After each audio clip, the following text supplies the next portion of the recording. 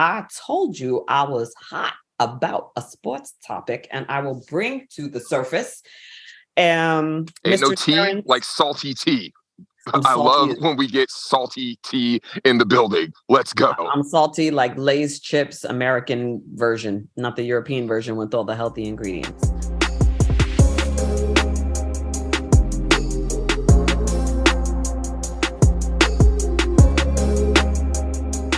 Welcome to Raw Food. Two Cali friends on opposite coasts catching up on the nuttiness that we have witnessed on this weird planet called Earth. How are you, my friend? I am doing good. Really enjoy catching up with you. And I heard that you have some hot takes, some interesting opinions. When don't you have a hot take or an interesting opinion about some very recent developments in the sports world, which we don't talk about enough? And I would love to get into that. Yes, we will get into that because it's been burning my soul to discuss this all week. But first, I'd like to give props to our women's soccer team. Jay, will you tell us a little bit about that? Yes. So Team USA, national women's team, back-to-back World Cup titles. They're amazing. I can't say enough positive things about them. But, and there's always a but, isn't there? But we just found ourselves out of the World Cup. And unfortunately, it's very early in the competition. Disappointing. We just lost in the round of 16, whereas we are used to going to the championship and winning. All right. So for us to not even make the quarterfinal is a big disappointment. We lost to Sweden in penalties, and our most famous player, maybe not our best player, as she's a bit older now, she missed the penalty kick at the end. And that is why we lost. And frankly, throughout the entire World Cup tournament, in the group stage where we played Portugal and the Netherlands and Vietnam, we never looked good. They never actually looked good. They never actually played up to their potential in any of the four games in the group stage or the knockout stage. And frankly, as many people pointed out, we barely made it out of the group stage. There was a post, the goal post that one of the analysts said that was the actual player of the game. And what do we mean by that?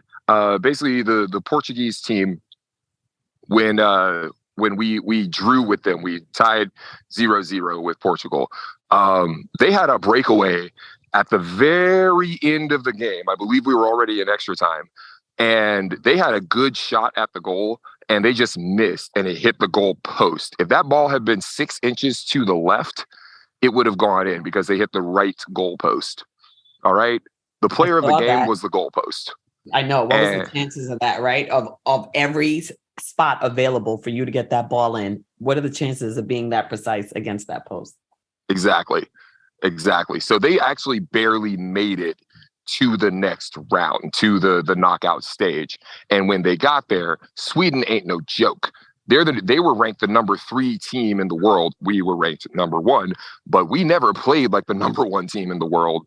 And Sweden took it. And they had a chance to put it away, but they didn't. And so it ended up going to extra time.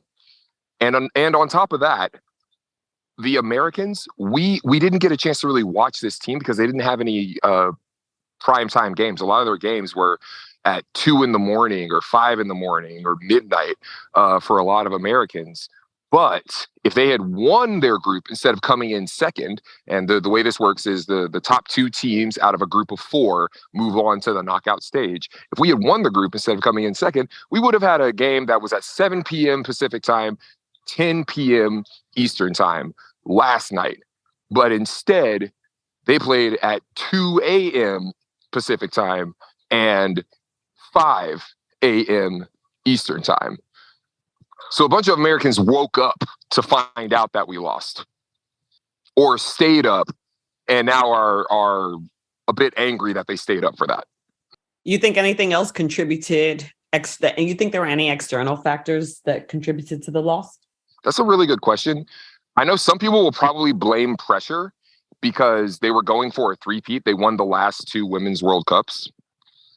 However, I believe there was more pressure on them in the last World Cup because that was also in the middle of them kneeling for the national anthem and also in the middle of the entire struggle for equal pay to change up the way their contract with Team USA or with the US national team worked out, because they get a fraction of what the men were getting and the pay structure was a bit different. So I think they made it fairer, and all the women seem to at least be excited about the new contract that they got.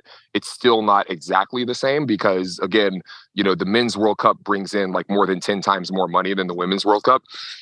Yes, the Women's World Cup is a big deal to us here because we win it, right? But it doesn't make as much money as a Men's World Cup. The Men's World Cup is a global crazy event with people coming out in literally the hundreds of thousands to watch in public spaces and whatnot. Right. So men's soccer, Right. I feel like, is more a global phenomena. Yeah, and this is a global phenomenon as well, but it just doesn't have as many eyeballs on it, and eventually it'll get there. I believe it's growing every year, but Right. yeah, I And think women, there was we more. need to hold that down more. I mean, for all our demand for having sports, I feel like women, we don't support it enough. I mean, a lot of our women's leagues are supported by the funding from the male leagues. Yo, that's a good point, because there's enough women in a lot of the major cities that have WNBA games to sell out those WNBA games. The tickets aren't expensive. No, they're really not. And I'm guilty of it too. Yeah. Trying to be more diligent. So, but that is Yeah. something I think as women, we need to be more diligent economically. Like I'm done marching and I'm done hitting parades. I'm going to now focus on economics, which I think is what we should be doing as a collective species. I heard that. I definitely heard that. Because we've been marching and protesting. I mean, you and I were out there at Occupy, with getting tear gas back then. We've showed up to everything. And before I even knew you, I'm sure you were out there protesting the Iraq war and whatnot, right? Like, it's ridiculous. I mean, I'm done. That's why I'm like, I'm not going out in parades and marching anymore. First of all, I don't need to deal with no active shooter situation. And second of all, it doesn't move the needle. What moves the needle is power and money. So that's where we need to concentrate our strategies and our thinking and our focus. I told you about that sign I saw at the very first Women's March, right after Trump got elected. This elderly hippie, she's in a wheelchair and she's holding up a sign. I'll never forget. It said, "I can't believe I still have to protest this shit." Yeah. I mean, no truer words have been said right now. I mean, I thought we had a war that decided some of this shit. And then and apparently we're still trying to figure out what words mean. And it's ridiculous. But staying on topic, I want to stay on topic of sports today because we don't get an opportunity to discuss it enough. I told you I was hot about a sports topic, and I will bring to the surface. Ain't Mr. no tea Terrence, like salty tea. I love when we get salty tea in the building. Let's go. I'm salty like Lay's chips, American version, not the European version with all the healthy ingredients. Terrence Williams, 36 years old, who played for the New Jersey Nets and 3 other teams from 2009 to 2013, has pleaded guilty to conspiracy to commit healthcare fraud and wire fraud and aggravated identity theft. Now, while I am no supporter of fraud, what I'd like to know is why the young brother, who has been accused of being part of fraudulent use of $2.5 million in restitution. He is being ordered to pay $2.5 million in restitution for his part in this fraud scheme and to forfeit another $650,000, all because he got $300,000 worth of kickbacks for allegedly recruiting players to submit false invoices for medical and dental work that was never performed. $300,000 in kickback. But when we compare that to the accusations against Brett Favre, they pale in comparison. So maybe I should remind the public that the scandal that Brett Favre is connected to is $77 million worth of funding, and it involves money from the Temporary Assistance for Needy Families program, a federal program that provides grant funds to states and territories to help the poorest families in the state in need. And basically, the large amount of this money was portioned out to two nonprofits specifically, the Mississippi Community Education Center and the Family Resource Center. And that was released by, it was stated in a press release by the office of Mr. White, who is involved in this case, from October 2021. So I'm wondering why Brett Favre is getting away with this so far, because as of this point, I don't believe he's been criminally charged, but the young brother's already getting 10 years. What say you? I think you're right on point. And I think, first and foremost, it is amazing how Brett Favre has just fallen out of public discussion when this was egregious. But now we're just getting here talking about, the latest thing that the backup quarterback for the 49ers tweeted. Like, that's getting more coverage than this, more than $70 million scandal that took away from, as we pointed out when we first covered this, the poorest people. Mind you, Mississippi is the poorest, if not one of the poorest states in the union. So if you are poor enough to be on the equivalent of food stamps and need government assistance in Mississippi, you are poor. They are not only the poorest state in the nation, they have the largest percentage of generational poverty, meaning 3 or more generations have been impoverished. Say that one more time, because damn. Seriously. Mississippi is the bottom of poverty in the United States. And of that bottom of the poverty are these people who these funds were supposed to go to, that were disproportionately distributed to these two nonprofits, one of which Favre was affiliated with, along with the pharmaceutical company, which he was an alleged investor of, and all for what? Because he wanted those funds to be navigated towards his alma mater to build a volleyball court while his daughter was attending there. Yeah, because his daughter's on their volleyball team. And this is Southern Mississippi University. That's his alma mater. And yeah, he was a good football player there. And through the Southern Good Old Boys Network, he's trying to use his relationships to divert funds that should be going to the poorest people in the world, not to himself, but to his school. To his school. Yes.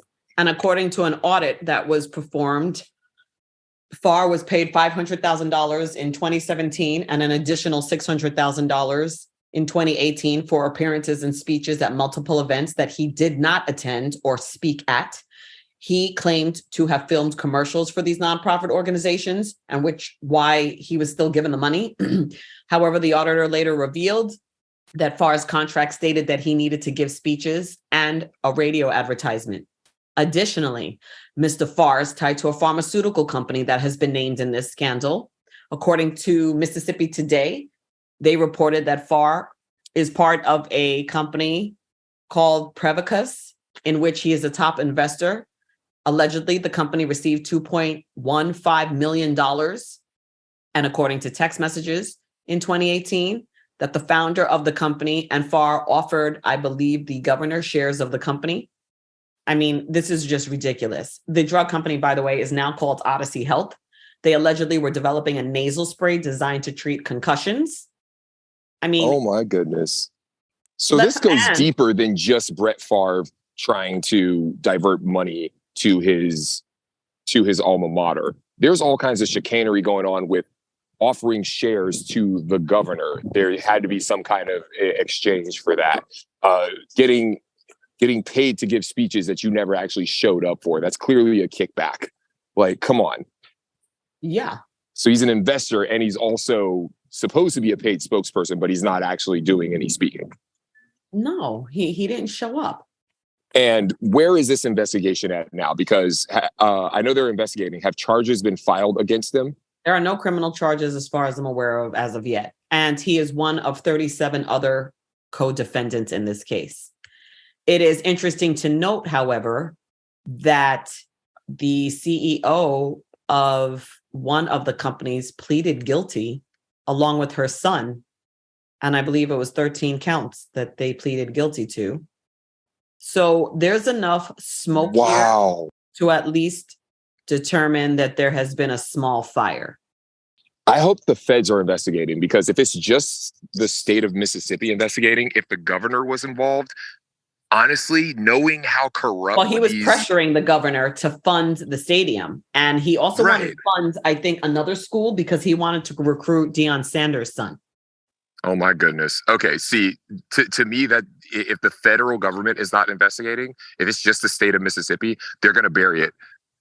Oh, here it is. According to, sorry to interrupt you, CBS Sports, let me see, May 18th, 2023 article, the founder of one of the nonprofits that 3/4 of the $77 million was funneled through did plead guilty along with her son, Zach.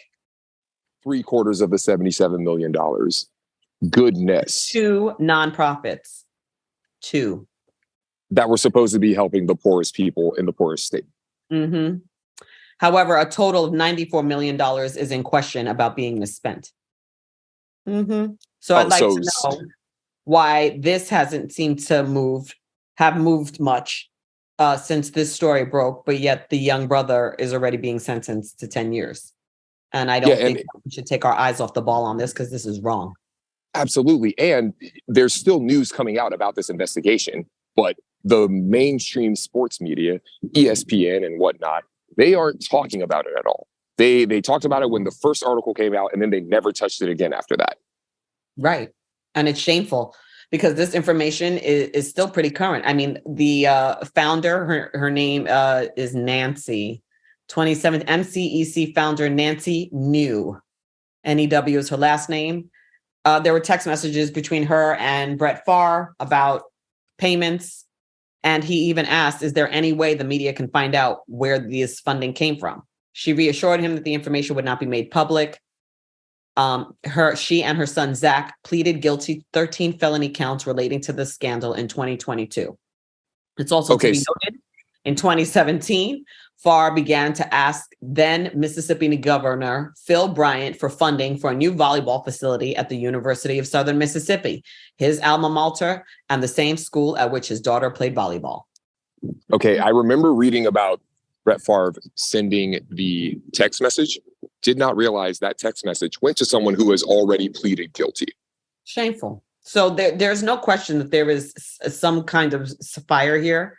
And again, my question is, why the disproportionate response to fraud when one was significantly less money? And Brett Favre literally stole from the poorest people in the United States.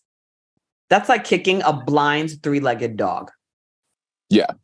The one thing I can guess is that Brett Favre has enough money to pay lawyers to be able to fight this and drag it out, whereas this brother might not have that much. And so he just went ahead and pled guilty to make sure he didn't spend 20 years in jail and make sure that he didn't rack up $1 million legal bill. Right. And his co-conspirators probably weren't politicians. Exactly. Like they're going to fucking protect each other. This is like the Ghislaine Maxwell case. She's the first person that I know of in modern history to go to jail for a crime that we don't know who the co-conspirators are and never will. Yeah. Where the hell is that case at? Nowhere. But that's okay, because she's going to take that L, because it's either that or get Epsteined while she's in jail. She is the gatekeeper between, the rich and wealthy that participate in these kinds of activities. And she ain't talking. She ain't stupid. She was raised in that world. She knows what they're capable of. So, God rest everybody's souls, and everybody's going to have to face their maker at some point, and they'll have to come face to face with the decisions they've made. Hopefully you can come face to face with yours. And quick reminder. Well, hold on. Before we sign off, quick reminder. Yeah, Ghislaine Maxwell's father died mysteriously, just fell off of his yacht out of nowhere. Yeah, he was found naked floating in the ocean next to his boat. Very suspect. Very Jason Bourne-ish, if you will. Yeah, people believe he was definitely murdered. Like, come on. So Ghislaine Maxwell knows what's up. Where's the coverage on that? Where's the coverage on Brett Favre? Why are we talking about, the latest BS thing that some random person tweeted out, but we're not talking about this? And why is this person, Terrence, why is he getting shellacked by the media, but we're still not talking about Brett Favre or Ghislaine? Well, we are, and you'll continue to hear about it on Raw Food. Till next time, no artificial flavoring or preservatives.